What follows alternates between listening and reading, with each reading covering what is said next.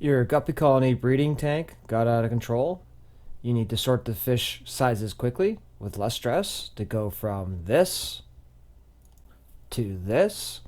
In this video, I will show you how to make your own grater box to sort any size fish you want and the ideal size for sorting out fully grown guppies from the juveniles and the fry. Also, if you do not have any tools and would rather buy something that will get the job done for the most part, watch to the end and check out the description section below for the Amazon link. So now I'll show you how I build it all and design it all.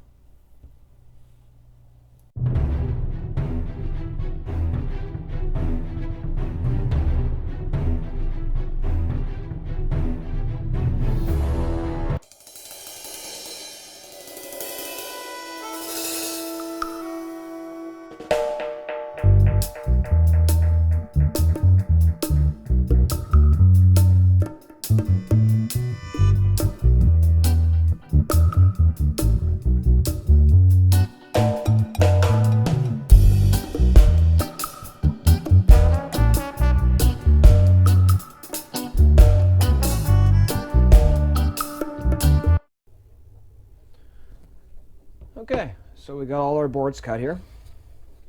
So we're going to start to put it together. So this way we know what length of dowels that we need and our spacing for our dowels.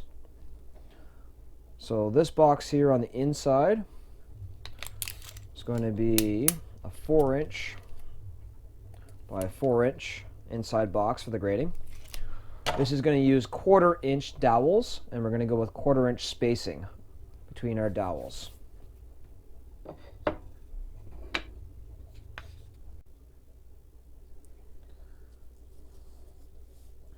Okay, so we have our template cut to the size of our board. We have our line marked for where the board's going to sit on the inside of the frame. And from there, we're going to start doing our spacing. So we're going to be doing 1/4" spacing and using 1/4" dowels. So this mark here is going to be a 1/4" from the side plus 1/8 inch for the center of the hole.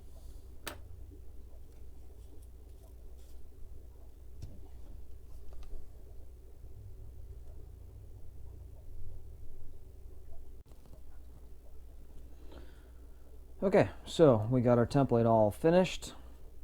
Got our new piece of wood that we're going to use to build this box. And then what we're going to do is we're going to get some tape on it. Just going to use some painter's tape.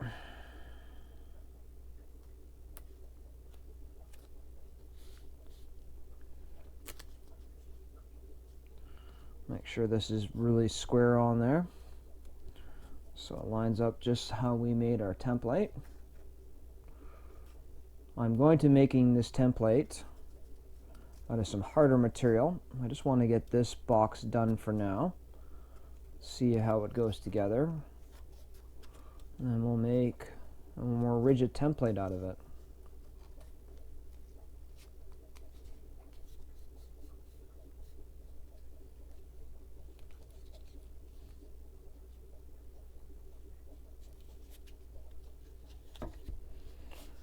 Okay, nice and square. So yeah, we're just going to use some hard plastic material to do it.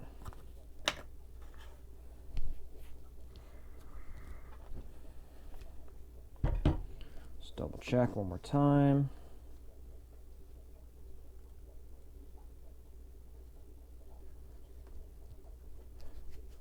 Sure it's nice and tight. Well, then we're just going to drill away.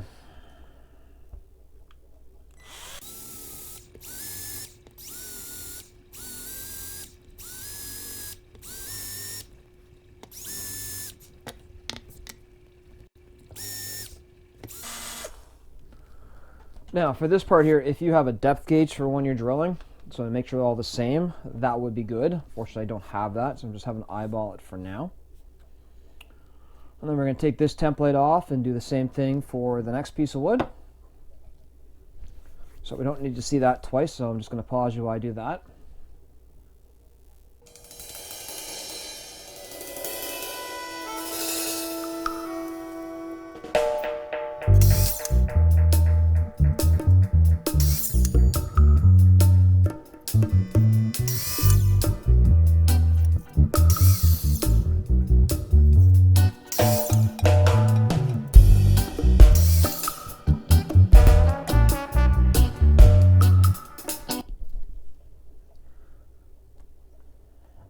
Okay, so we got our holes drilled on both sides of the wood. We got our dowels cut. So we're going to start putting our dowels in the hole here.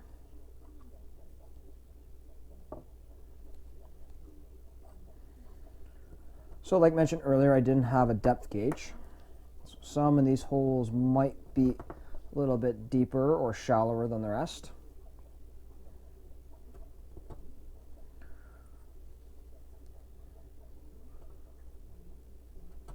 For this one here, we cut all our dowels around 4 3/4, give or take.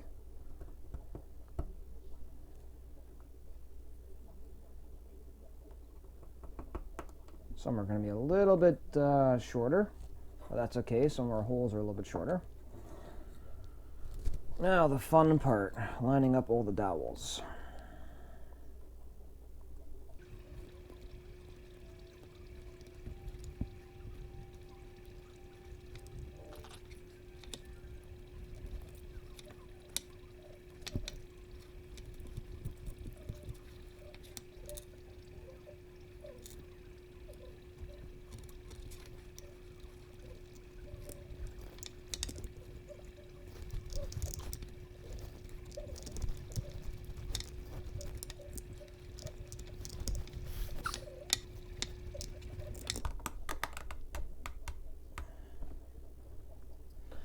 Now, as you get in the last few in, you actually want to keep it tight here because we're working our way up.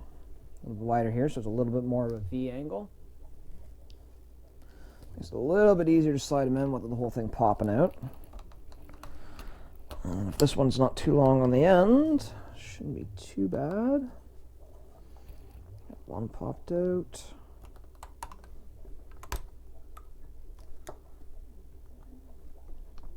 And then, so this one on the end is just a little bit too long. Alright. Alright. So go make this one a little bit shorter. Okay. So we got this last one cut. It's squared and tapered.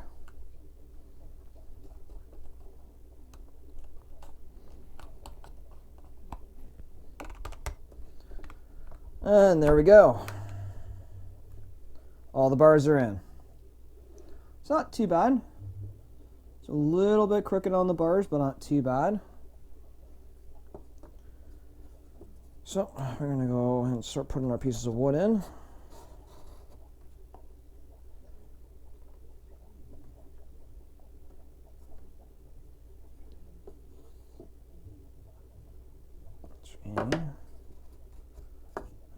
This one here that's a little bit wider at the front there.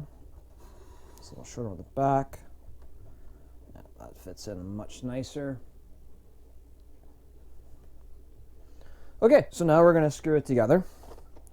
So for this one here, we're going to use these screws.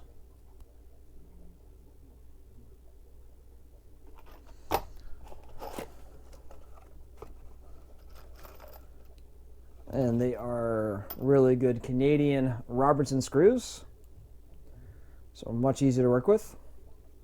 And I got my depth guide here to help hold it. Or sorry, not my depth guide. It's just a screw holder. Wish I had a depth guide.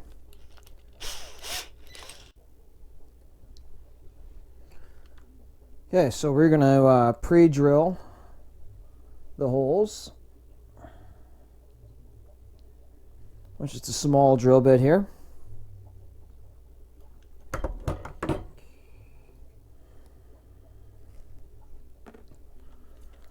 As this is a new pine wood, so it's going to be fairly soft and we don't want it to crack.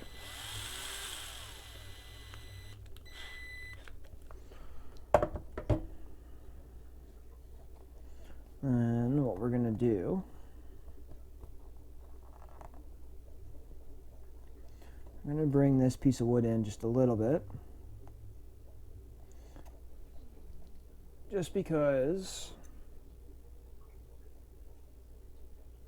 on this one here right against between the wood and the dowel, It's a little bit more of a gap than what I had planned, so the template must just shift a little bit, but that's no big deal. I'm just going to bring this piece of wood up a bit just to tighten that gap.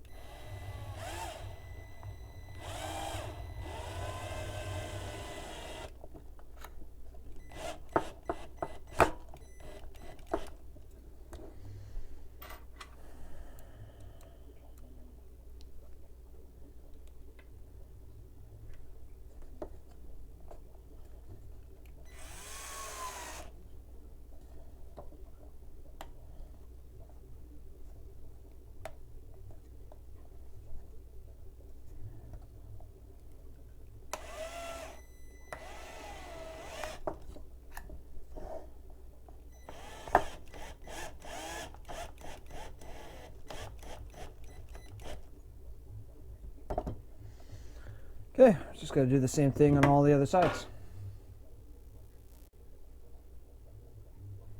Okay, so we got the box all put together.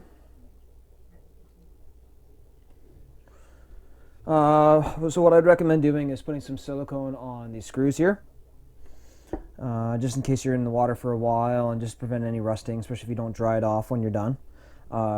If you're using this all the time, epoxy coating is not a bad idea either. Myself, I won't be in the tanks for very long, so my plan is just really to rinse them off afterwards and store them in a proper place. But again, if it becomes an issue, I could look into fully epoxy coating these things. So let's put it in a tank and give it a try.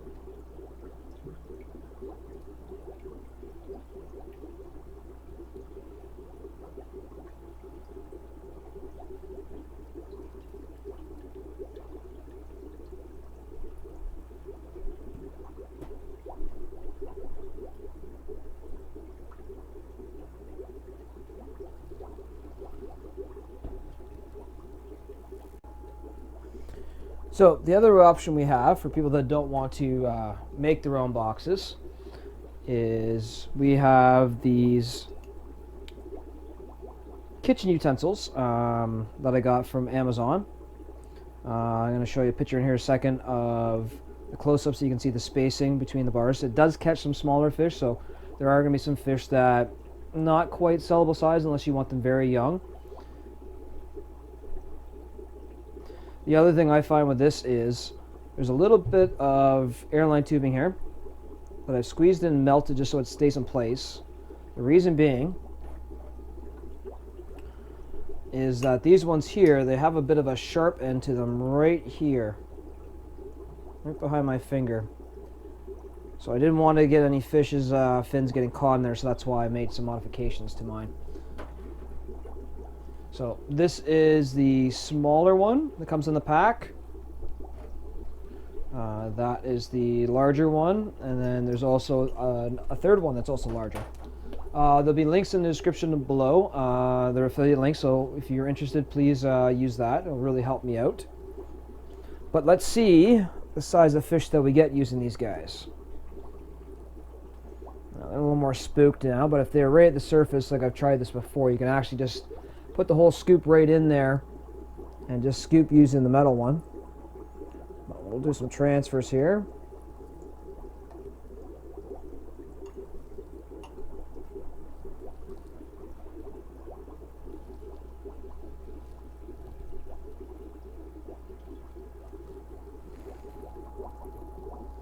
These ones will go back.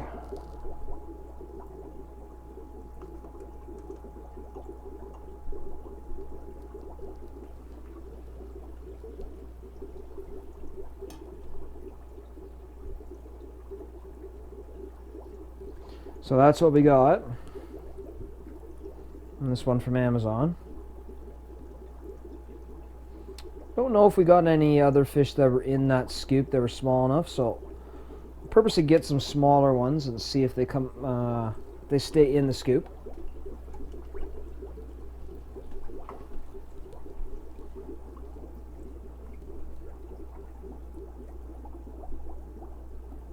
Okay, yeah, we got some smaller ones in the net there.